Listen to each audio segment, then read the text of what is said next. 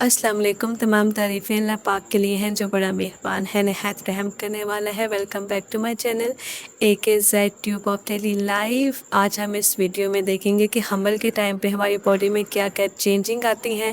تو آئے چلتے ہیں چینجز دیکھتے ہیں.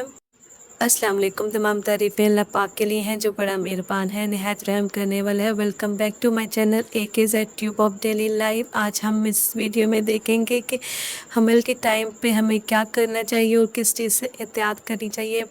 what to do, what can not to do.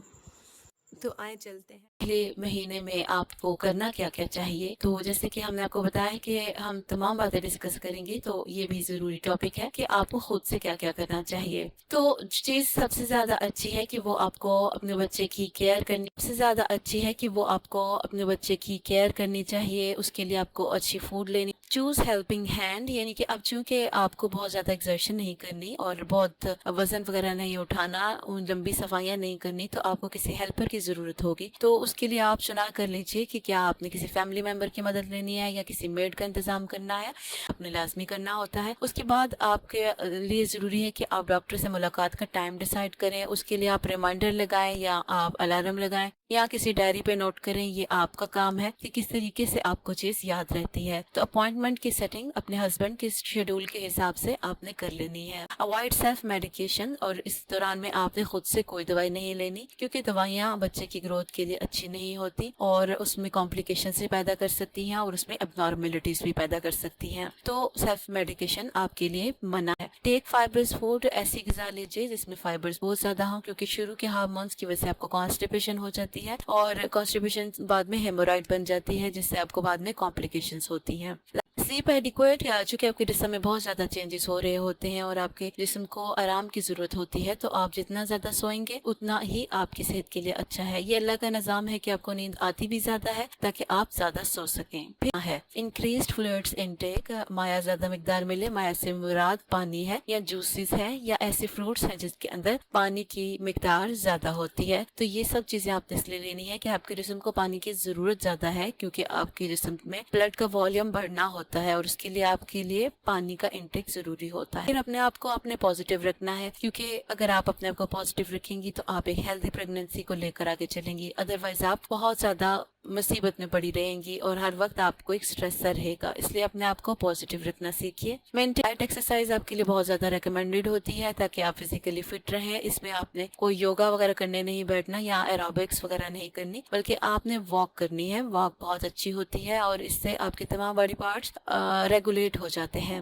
Hygiene, اور جیسے ہی آپ کو ڈسچارج کی پرابلم شروع ہو، اپنی صفائی کا بہت خیال رکھنا ہے. آپ نے اپنے لوور پارٹ کو آپ نے اکثر صابن کے ساتھ دھو کر شلوار یا جو پجامہ آپ جو بھی چیز پہنتی ہیں، ٹراؤزر پہنتی ہیں، اس کو اپنے چینج کرتے رہنا ہے. تو اس سے آپ کو کم ڈسچارج کی پرابلم ہوگی. واٹ ناٹ ٹو ڈو، کیا چیزیں آپ کو نہیں کرنی فرسٹ منتھ میں. یہ بہت ضروری ٹاپک ہے، کیونکہ جب آپ نئی ماں بنتی ہیں تو آپ کو بہت ساری چیزیں نہیں پتا ہوتی، اسپیشلی ان فیمیلز کے لیے جن کے پاس کوئی سمجھانے والا نہیں ہوتا. انہیلدی فوڈ، آپ نے بالکل بھی بازار کے گندے کھانے نہیں کھانے. آپ نے ڈسپوزیبل چیزیں نہیں یوز کرنی، بازار والی بنے ہوئے پیکٹس والی چیزیں نہیں کھانی، اور اس کے علاوہ آپ نے جنک فوڈ نہیں کھانی. یہ سب چیزیں آپ کی ہیلتھ کو برباد کر دیتی ہیں، آپ کو اوبیس کر دیتی ہیں، یعنی آپ کو موٹا کر دیتی ہیں. پھر اس کے بعد آپ نے یہ کرنا ہے کہ آپ نے ایگزرشن والے کام نہیں کرنے. ایسے کوئی پوسچر نہیں بنانے جو آپ کی ایبڈومن کے اوپر پریشر ڈالیں، جیسے کہ آپ نے پاؤں کے بل نہیں بیٹھنا، آپ نے بھار نہیں اٹھانا، آپ نے چیزوں کو دھکا مار کے زور نہیں لگانا. اس طرح کے آپ نے ایگزرشن والے کام نہیں کرنے.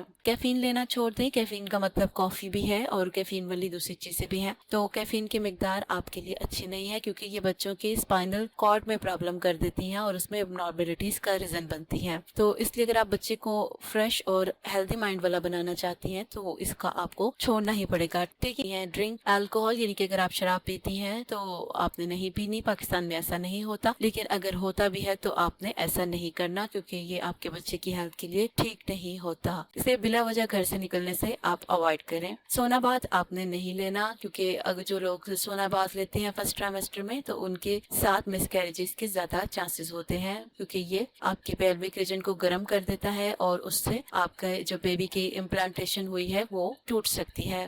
پھر آپ نے سفر نہیں کرنا، اگر آپ اپنی پریگنینسی کو سیف رکھنا چاہتی ہیں تو آپ نے سفر نہیں کرنا جب تک کہ سیکنڈ ٹرائمیسٹر سٹارٹ نہ ہو جائے، کیونکہ وہ ایک سیف ٹرائمیسٹر ہوتا ہے، اس میں آپ سفر کرنے کے لائق ہو جاتی ہیں۔ کیمیکل سے آپ نے دور رہنا ہے، جیسے کہ گھر میں یوز ہونے والی باتھ روم صاف کرنے والی بلیچ ہو گئی یا اس طرح کی کوئی انسیکٹیسائڈ جو آپ گھر میں یا پیسٹیسائڈ کوئی ایسی چیزیں پڑی ہوتی ہیں، ان کو آپ نے نہیں خود یوز کرنا اور نہ ہی ان کی رینج میں رہنا ہے۔ اپنے ہسبینڈ کے ساتھ 2 مہینے تک نہیں ملنا۔ اگر آپ اپنی پریگنینسی کو سیف رکھنا چاہتی ہیں تو پہلے 2 مہینے آپ نے احتیاط کرنی ہے اور اس چیز سے اوائڈ کرنا ہے۔ تو اگر ایسے کریں گی تو یہ آپ کے لیے بہتر ہوگا۔ گروپ آف پیٹس یعنی کہ پالتو جانوروں کے فضلہ سے آپ نے دور رہنا ہے، کیونکہ اس میں ایسے بیکٹیریا ہوتے ہیں جو آپ کو بہت سے قسم کا بیمار کر دیتے ہیں۔ آپ کے جسم پہ جگہ جگہ گٹھلیاں یا گلٹیاں بن جاتی ہیں اور آپ بہت زیادہ پرابلم میں آ سکتے ہیں۔ تو control B P and sugar, اپنے پہلے دن سے اپنی بلڈ پریشر اور شوگر کے لیول کو مانیٹر کریں تاکہ اس کی کم یا زیادہ ہونے کی صورت میں آپ اس حساب سے اپنی ٹریٹمنٹ کریں تاکہ آپ کی طبیعت زیادہ نہ خراب ہو۔ تو یہ چیزیں آپ نے لازمی فالو کرنی ہے۔ میں نے کوشش کی ہے کہ اس ویڈیو میں آپ کو میکسیمم چیزیں گائیڈ کر سکوں، لیکن